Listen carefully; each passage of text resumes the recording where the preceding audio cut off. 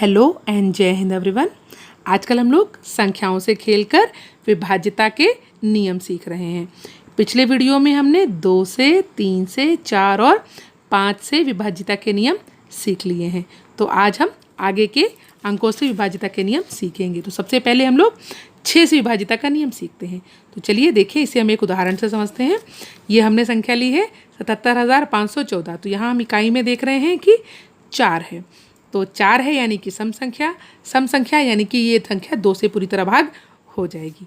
इसी तरह हम देखें कि हमने इसी संख्या में सभी अंकों को जोड़ दिया है और जब हमने जोड़ा तो जो योगफल मिला वह हमारा 3 से भाग हो जा रहा है।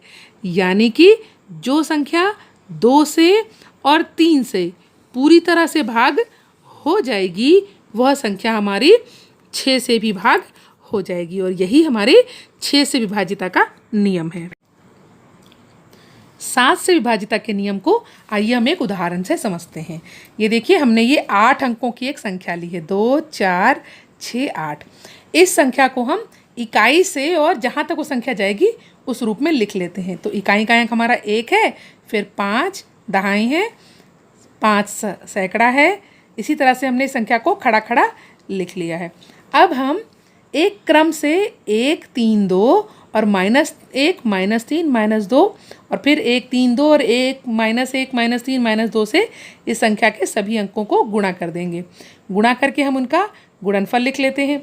गुणनफल जब हम लिखते हैं तो हम पाते हैं कि कुछ अंक हमारे धनात्मक हैं क्योंकि हमने 3 अंकों को धनात्मक संख्याओं से गुणा किया है और अगले 3 अंकों को ऋणात्मक संख्याओं से। तो हमें जो गुणनफल प्राप्त होंगे उसमें भी हमें ऐसे ही परिणाम मिलेंगे। उन सबको हम सरल करके जो हमें योगफल प्राप्त होता है उसको हम देखेंगे कि वह 7 से विभाजित हो रहा है या नहीं। अगर वह योगफल हमारा 7 से विभाजित हो जाता है तो हमारी वह पूरी संख्या 7 से विभाजित हो जाएगी। जैसे कि उदाहरण में आप देख रहे हैं, योगफल हमें 14 मिला है और वह 7 से विभाजित हो जा रहा है। तो हम कह सकते हैं कि यह संख्या भी पूरी 7 से विभाजित हो जाए। 8 से विभाज्यता का नियम 4 की विभाज्यता के नियम से ही मिलता जुलता है।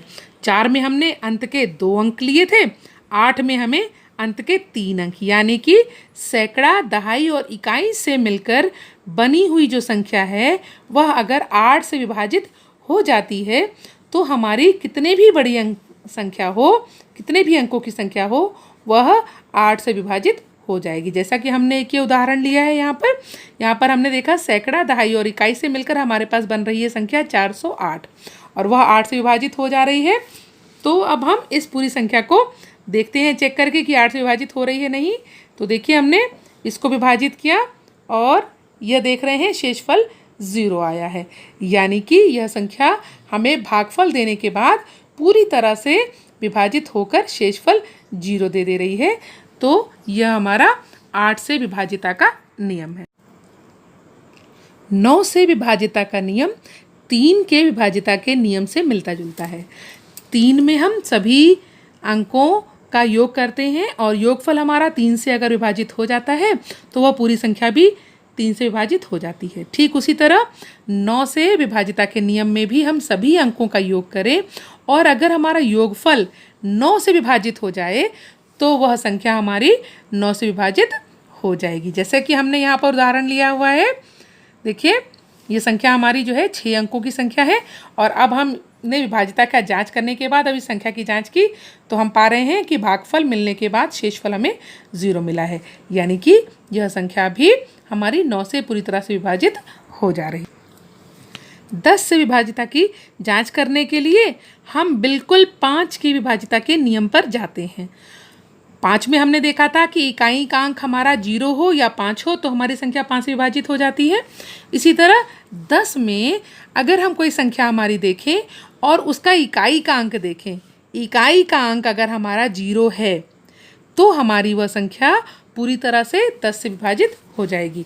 जैसे कि आप यहाँ पर ये उदाहरण देख रहे हैं, हमने 5 अंकों की संख्या ली है 35,420, इसको हम 10 से विभाजित कर रहे हैं।